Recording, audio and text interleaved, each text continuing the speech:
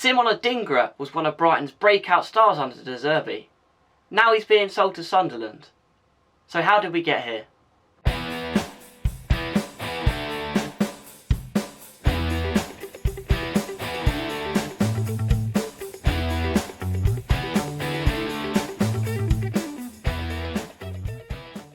Adingra was signed by Brighton in 2022 from FC Nordsjaelland for around £6 million, and then he was loaned straight out to Tony Bloom's other side, Union Saint-Gilloise. Then he returned to Brighton for the 23-24 season and was a standout under Roberto De Zerbi with 7 goals and 3 assists. And he was key in Europe, but he's failed to make an impact under new manager Fabian Hürzeler. The 23-year-old is an explosive right-footed left winger who excels in ball carrying, off-ball runs and 1v1s. He's great in transitions, but he's a bit inconsistent in tight spaces. He's press resistant, but he's erratic in his decision making and sometimes loses the ball in dangerous areas. He's somewhat similar to Manchester City's Jeremy Doku, but the way he likes to play and the way he likes to attack is definitely a strength. Yes, he may lose the ball, but when it comes off, it creates a very, very good chance. So let's compare his stats to the 23-24 season and the 24-25 season to get a better idea of why Brighton might be selling him. Well, if you look at his minutes played, it's 2,222 played in the 23-24 season compared to only 1,097 last season, so a drastic drop off there. And then his goals and expected goals, it is 7 with a 6.2 expected goals versus 5 with a 2.5 expected goals. So he massively outperformed his expected goals last season, but he didn't score as many. So maybe there's a positive and a negative there, because whenever a player outperforms their XG, it's very good. But also, how long can he sustain that, scoring goals from minimal XG?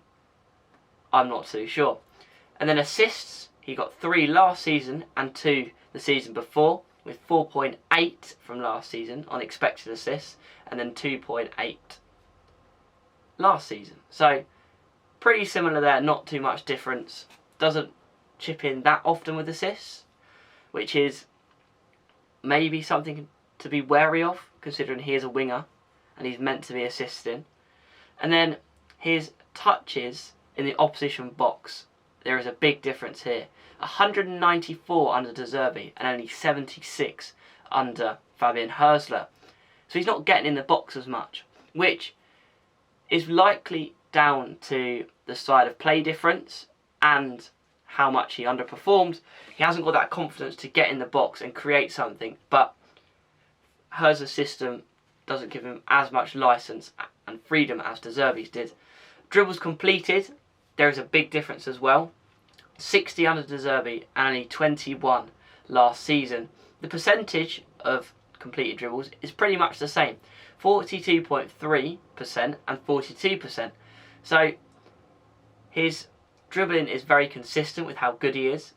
Just under half, which is not the worst, not the best. As I said previously, he does lose the ball quite often in dangerous positions and in areas where you just shouldn't be losing the ball, in situations where you just shouldn't be losing the ball. But 60 dribbles completed is very good, and that's what made him so dangerous under De Zerbi.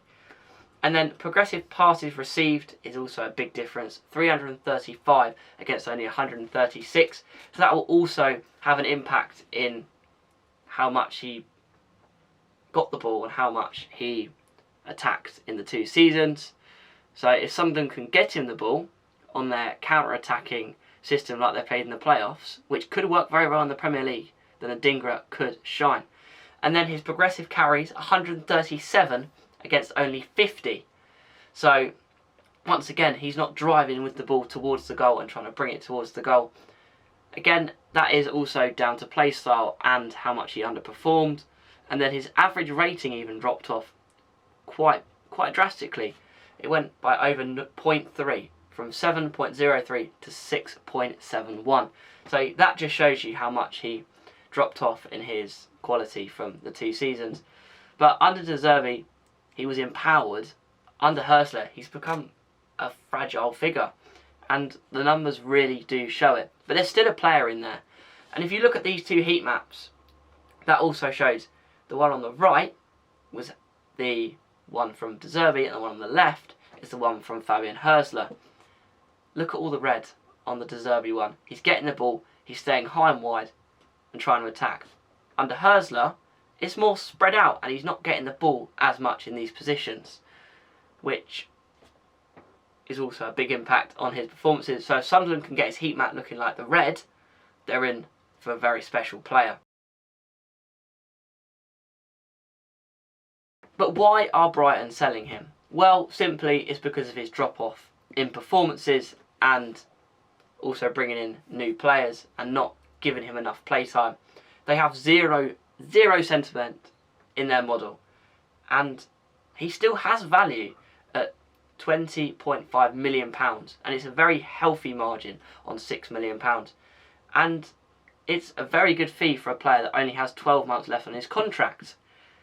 So yes, people say it's quite a cheap fee for a player with Premier League experience, and that's a quite good Premier League player when he's at it, which, yes, it is cheap, but for a player with 12 months left on his contract, not really playing and probably not going to sign a new deal, £20 million is a fantastic deal for Brighton and a fantastic deal for Sunderland, which we'll get onto in a minute.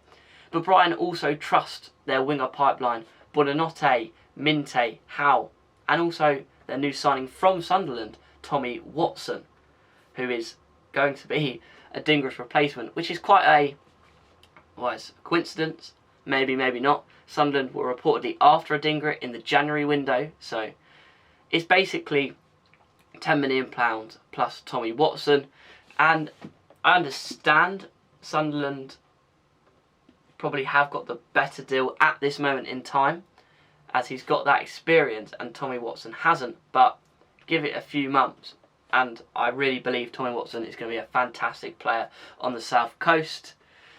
And yeah, Brighton sold like Trossard, Cucurella at their peak value, and this Adingra move is somewhat similar. Cash in, reload with a player like Tommy Watson. He may not be at his peak value, Adingra, but it's the most they're going to get for him now. Maybe the 23-24 season they could have got slightly more, but still, as I say, £20 million is a very good deal. And this is why he signed for Sunderland, and this is why Sunderland was so desperate to get him and got a deal done quickly. They just returned to the Premier League and they're looking to build a squad to stay up. They've spent about £100 million already in this window, and they have a chance to stay up. They want explosive wide players to fit their counter-attacking system. They've just signed a player from Club Brugge. Now Adingra's going to be added into the mix, and the Breeze is going to... his system is going to be fantastic with those two on the wing. And he's perfect, as I say, for their transition-heavy system, which they played in the playoffs. That should work in the Premier League. And if they give him time, he really can dominate that lower end of the Premier League. And he's still at 23, has that sell-on value, which also fits Sunderland model. Buy cheap and younger and sell for a profit, quite similar to Brighton. And if he finds that consistency, they could easily double their money in the next 2-3 seasons. But my final thoughts on the deal: it's a great deal for all parties involved. Brighton make a profit and keep their model turning. Sunderland get a player with experience that's going to go straight into their starting lineup. He's that elite top level player in their squad.